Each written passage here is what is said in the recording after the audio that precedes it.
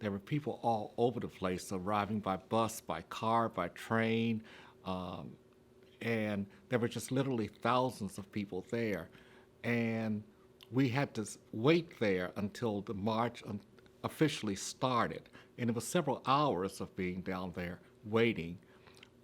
My first reaction was the size of the crowd that was there. I had never seen so many people together before, and also the mixture of people, because not only were there minority people there were white people there in support, especially from the Quakers and the Unitarians were there to support us. What happened was that all of these people had assembled, nearly a 500,000 people, and we were there all day long. A lot of people didn't have water or food. And I noticed how people were sharing.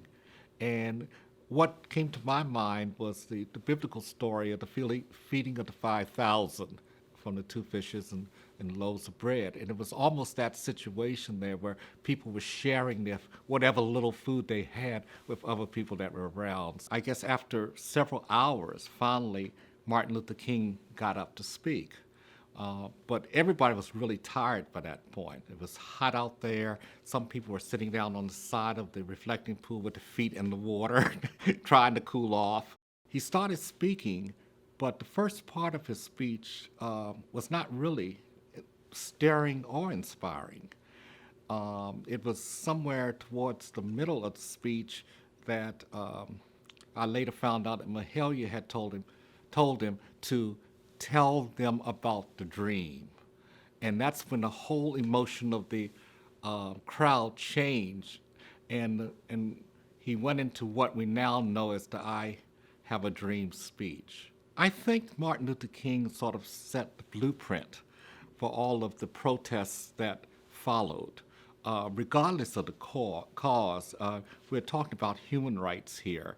So whether it's for minorities, the black people, for the Native Americans, for gay lesbian people, for Latino people, regardless of the cause, I think he sort of set the blueprint of how protests, marches, and rallies should be conducted.